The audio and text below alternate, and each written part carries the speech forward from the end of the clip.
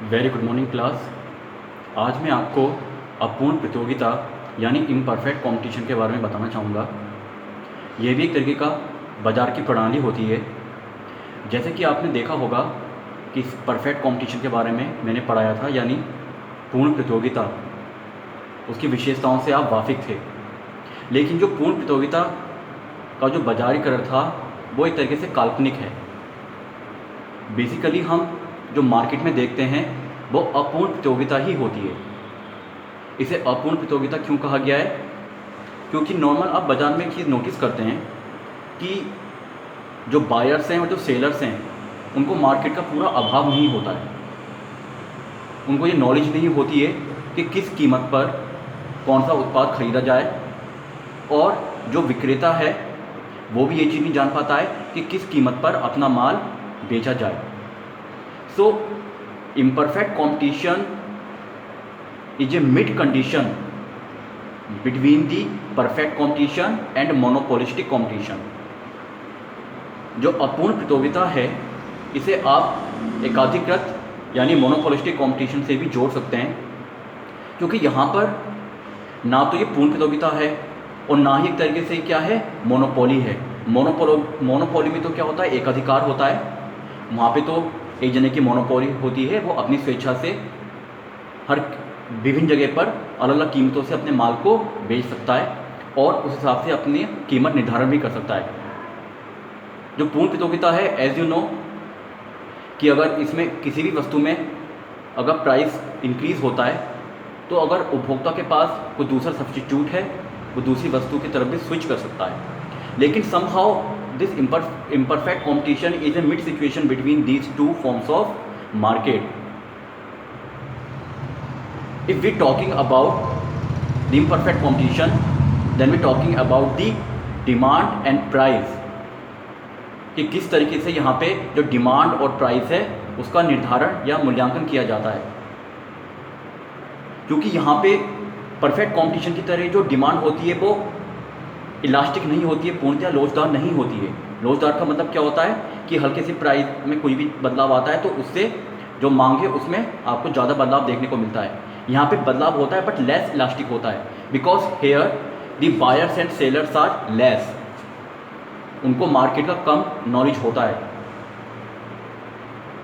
अगर कंज्यूमर से अगर उसे पता भी है कि कोई वस्तु हमें सस्ती मिल सकती है, तब भी वो कहीं दूसरी दुकान पे जाके उसको ऊंचे महंगे दाम पर लेगा, खरीदेगा। और अगर कोई विक्रेता है उसे पता है कि उसको आसपास कोई दूसरा प्रतिद्वंदी नहीं है, तो भी वो उसे कम कीमत पर बेच के लॉस भी कमा सकता है। तो एक तरीके से यहाँ पे ये हो सकता है कि तीनों तरीके से आप देख सकते हैं कि जो उत्पादन करता है वो he can earn normal profit, abnormal profit and loss, but it all decided only by their demand curve। ये सब उसकी मांग पर निर्धारित करता है। तो पहली चीज़ तो समझने वाली ये है कि how can we are going to determine the price under imperfect competition, कि कीमत निर्धारण यहाँ पे कैसी होती है। जो कीमत निर्धारण बेसिकली होती है वो totally depends upon the revenue, और जो रेवेन्यू होती है वो क्या होती है, आपकी एवरेज रेवेन्यू। ये माना जाता है कि जितनी भी डिमांड है उतनी ही क्या कहते हैं उस वस्तु की कीमत रखी जाएगी, क्योंकि प्रोड्यूसर उतना ही उससे एक आगम यानी रेवेन्यू एक्सपेक्ट करता है। शॉर्ट पीरियड में क्या होता है कि आप किसी भी तरीके से अपने जो पैमाना है स्केल का यानी कैपेसिटी है अपनी, उसको एडजस्ट नहीं कर सकते हैं, तो उस तरीके से ना तो आप उसमें बढ़ोतरी कर सकते हैं, बट आप बस ये चाहेंगे किसी तरीके से हमें मुनाफा हो। तो मुनाफा कहाँ होता है, तो वही उसका इक्विलिब्रियम पॉइंट होता है, और इक्विलिब्रियम पॉइंट होता है उसका मार्जिनल कॉस्ट और मार्जिनल रेवेन्यू। कि अगर वो मुनाफा कमाने के लिए थोड़ा सा भी उसमें बढ़ोतरी करेगा तो उसकी मार्जिनल कॉस्ट यानी सीमांत लागत में बढ़ोतरी होगी, तो उसी के हिसाब से उसे जो मार्जिनल रेवेन्यू यानी सीमांत आगम है उसकी प्राप्ति होगी।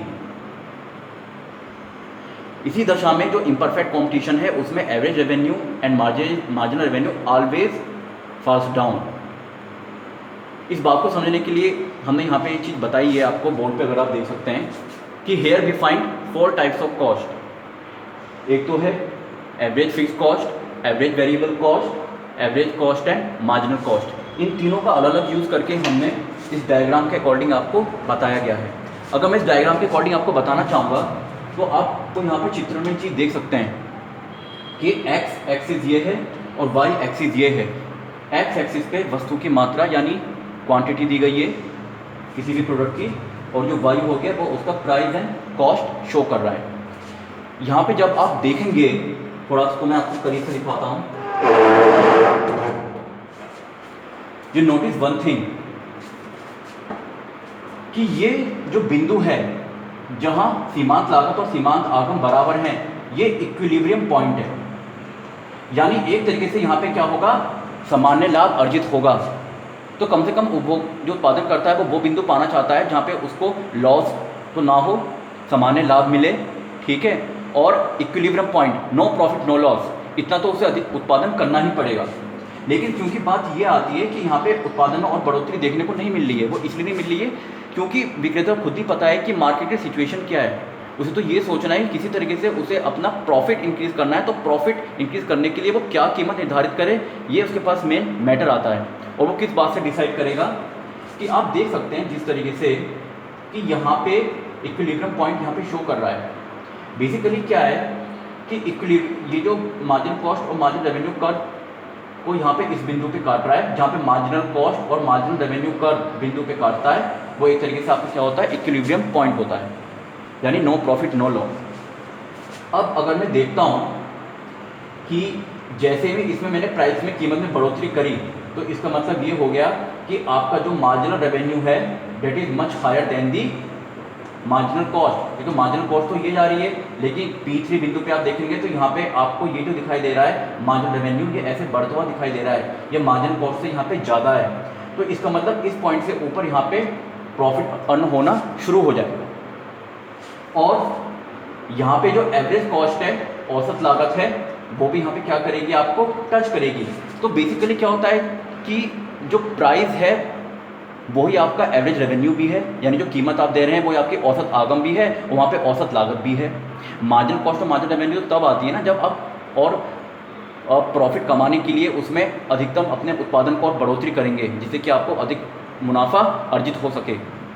तो आप अगर यहाँ पे सिचुएशन पे नोटिस करेंगे तो ये जो पॉइंट आपको दिया गया है, अगर मैंने प्राइस को P से बढ़ा के P1 कर दिया है यहाँ पे, तो यहाँ पे आप नोटिस कर सकते हैं कि एवरेज रेवेन्यू यहाँ पे इसको काट रहा है, ठीक है। किस तरीके से एवरेज रेवेन्यू इसको यहाँ पे टच करता हुआ जा रहा है, तो ये मैक्सिमम पॉइंट हो गया। यानी बेसिकली क्या होता है, P = AR, लेकिन बिंदु उसका अब यहाँ से P से बढ़ के यहाँ पे P2 पे आ गया है, ठीक है। P से P1 यहाँ पे हुआ। ये पूरा का पूरा रेक्टेंगुलर पोर्शन जो है, यहाँ तक अगर मैं बात कह सकता हूँ, तो ये पूरा एक्सेस पॉइंट है, एक्सेस प्रॉफिट यहाँ पे देखने को मिलेगा। ओ एंड लेवल ऑफ आउटपुट पे अगर देखा जाए तो यहाँ पे P3 बिंदु आपको नॉर्मल प्रॉफिट देगा, उसके नीचे इक्विलिब्रियम पॉइंट है। और अगर यहाँ पे आपने प्राइस को P2 पे आपने बढ़ा दिया तो पूरा का पूरा ये जो रेक्टेंगुलर पोर्शन है ये पूरा क्या हो जाएगा, आपका एक तरीके से एक्सेस प्रॉफिट। यहाँ पे अधिकतम आपको क्या होगा, मुनाफा होगा, क्योंकि इसके ऊपर आपको बढ़ाने की गुंजाइश नहीं है, क्योंकि इसके ऊपर आपको अपना उत्पादन बढ़ाना पड़ेगा। जब आप अपना उत्पादन बढ़ाएंगे तो मार्जिनल कॉस्ट तो आपकी एवरेज रेवेन्यू से वैसे भी ऊपर जा ही रही है, तो वहाँ पे अतिरिक्त उत्पादन करने से कोई आपको फ़ायदा नहीं होगा, ठीक है। अगली चीज़, यहाँ पे जो ये एवरेज वेरिएबल कॉस्ट शो हो रही है, ये सबसे नीचे शो हो रही है। देखिए यहाँ पे क्यों, क्योंकि आपको पता है फर्म यहाँ पे वो उतना आउटपुट तो रखना चाहेगा जहाँ पे उसे औसत परिवर्तनशील लागत प्राप्त हो। औसत परिवर्तनशील लागत इक्विलिब्रियम पॉइंट के नीचे रहेगी, क्योंकि इक्विलिब्रियम पॉइंट तो नो प्रॉफिट नो लॉस है, वहाँ पे कम से कम आप कुछ मुनाफा तो कमा रहे हैं, ठीक है। लेकिन जब आपको इक्विलिब्रियम पॉइंट से नीचे एवरेज वेरिएबल कॉस्ट अर्न करने लग गए हैं, जब आपको कोई मुनाफा ही नहीं हो रहा है, तो ये आपके लिए लॉस मेकिंग टाइम है।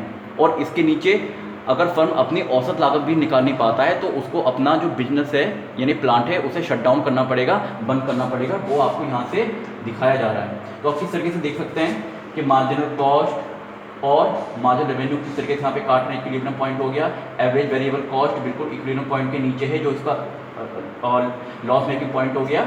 और किस तरीके से प्राइस में इंक्रीमेंट किया है, तो एवरेज कॉस्ट देखिए कहाँ पे आपकी यहाँ पे शो हो रही है।